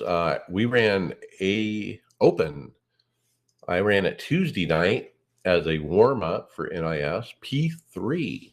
Actually led 20 laps, but didn't make the right moves near the end to get me in the right spot. Nonetheless, a good finish and a start for the week. Tony Rochette, P5 and 8 Open, got checked up on the outside on the white, and then he ran again and got another P5. Was the leader till front when my pusher stopped pushing. B Fix, Tony Rochette, P1. What a way to start Dega week. First ever B class win. Made my move on the outside on the white. Then it was C Fix, Tyler Williamson, P3 in the trucks, almost had a chicken dinner. I did run some Chris McGuire hosted over the weekend. It was Pro Ford trucks at Bristol Dirt, P2. There's something about Bristol Dirt in me that's getting along, but I almost won that race. That was a blast, by the way. About leagues, David? Yeah, we ran for the fast track. We ran pavement instead of dirt at Bristol, and it put me in a little bit of a disadvantage because I by the time we usually get to this race, I've run really fine tuned everything right, just on how well I can run the track, what I know, what I expect the traffic to do, all that. A lot of that wasn't there, so I felt like I struggled earlier. It was kind of slow, but I did finish P8. Was pretty slow except for the super long runs. So that, along with some pit strategy and survival, gave me a better finish than I thought the car was really good for. And though it wasn't Mike Ellis this time, my first pit strategy instinct about a wave around was right more than not. And I didn't let somebody else talk me out of my choice, and it paid off in the long run. So, I mean, I'm not 100%, but generally the first instinct in those kind of situations that are not an absolute coin toss have worked out for me. All right. And then Adam was P9. Greg, he got wrecked out. As far as my race, I had spun down and hit the wall, so I pitted on the first caution just for damage. I made double sure my tires are unchecked. I literally did. I swear to God, I checked it before I rolled on the pit road. Yet, guess what? It still gave me tires. So then I ended up taking a wave by on a caution, but then never caught another one after that. Once out of fuel, I pitted and got some 40-second pit penalty, followed by another speeding penalty, and I just parked it out of frustration because I'd used up my tires when I didn't need to, and then I got all these penalties, and I don't get the tire thing. I don't know why that keeps happening to me.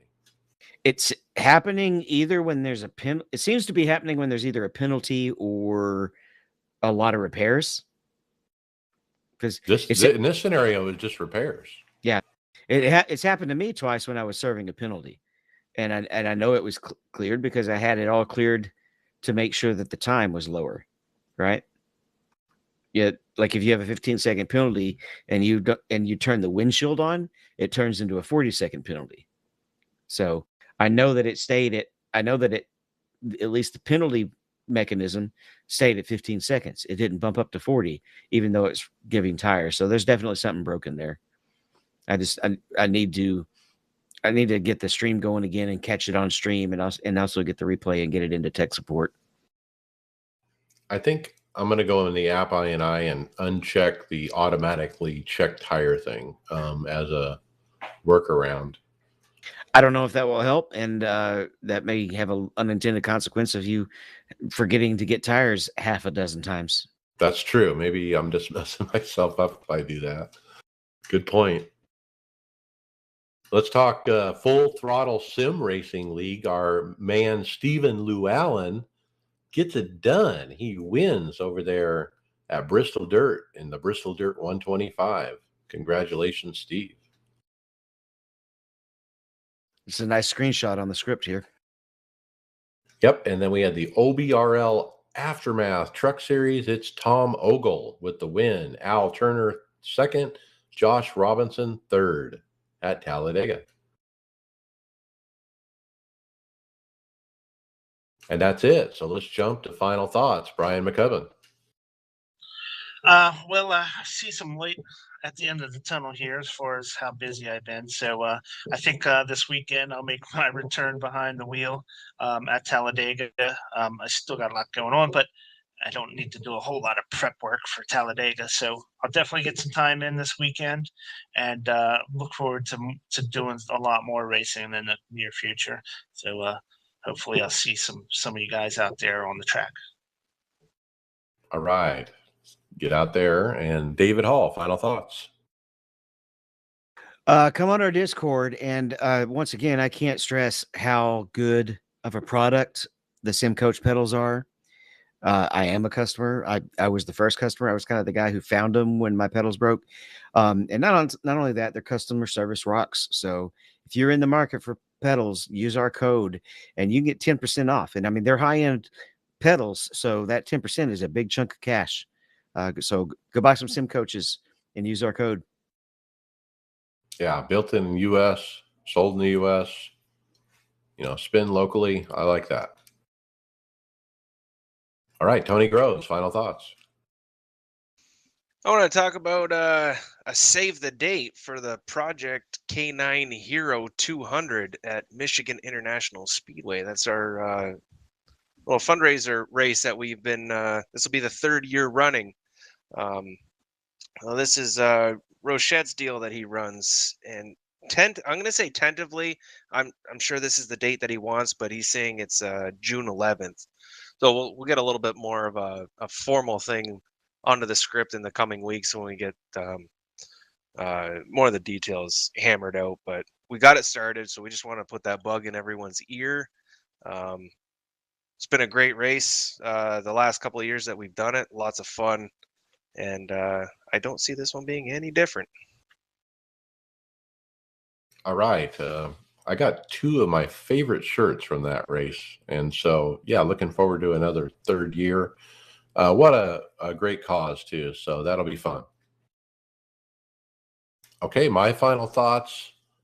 Wow, Bristol Dirt. I can't believe my 79th career win on a dirt race in NIS. I mean, I don't think I ever even thought NASCAR would be on dirt a couple of years ago or before all this started, But I'll take it. A win is a win is a win. Talladega's this week is my bread and butter. I feel kind of bad that I haven't been able to close the door yet and get it done, but I have one more shot tomorrow night for the Open. I feel highly confident based on my 2 runs so far. But I got to say, winning is sweet in NIS, but spotting a win in NIS on a restrictor plate for a teammate, I want to say is almost as good. I mean, I had all the same emotions that when I win. I mean, I was pacing around afterwards and couldn't go to sleep, and I was up all night. I was just fired up, about racing and about winning, and to help Tyler, get that goal accomplished. Man, I just feel so good, and I feel like I had something to do with his win, because, like I said, when I came in there, he wasn't confident. He didn't feel like he was going to be able to get to the front, but we got it done, and man, that is such sweet, that victory. So it makes you want more, and that's what we do every week. So let's go get them, stack them up, and we'll see you on the track later. All right, title ideas. No, I forget to keep that open. We are To the still moon. we are still live, by the way. On the video, yeah. Yeah. To the moon. Let me look at the script. What about I was trying to get something crafty with the motorsport games thing. That's what I was thinking. If we could come up with something on that. Instead of Mo Sport, Mo Split. Yeah, You'd- people you'd would have to get know- it. Yeah, you have to know what Mo Sport is. It's the Canadian Motorsports tire track. Well, how about Silence is Golden with the Yeah, that would work. voice chat thing? Spent a lot of time there. Yeah, I like that. I wanted to bring up about that specific topic. I just happened to notice that we all had very different opinions when we went around the table at the very start of that. I thought that was really cool. Yeah. Yeah, it's a good discussion. I mean, it was interesting how throughout the week there was a big discussion on Twitter, and then that other podcast had one, and now we had one.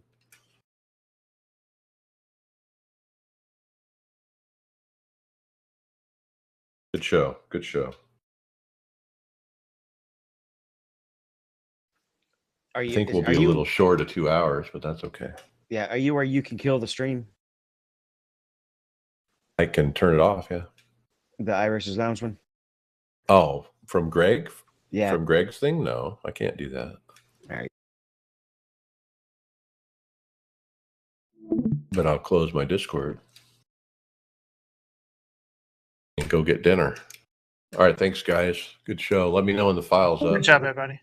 Yeah, it's going to be a little later tonight. I got some stuff I got to run out and do, so I'll get it sometime tonight. No hurry at all. You know, I'll get it out late as usual.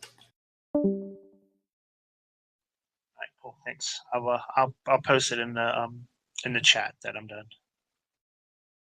Boy, Brian, that was fun with Tyler last night. I tell you what. Yeah, I talked to him on the phone this morning. He was so excited. It was awesome. Yeah, and you're right though. He was like a lap down at one point. He was not having a good night, and all of a sudden it's just like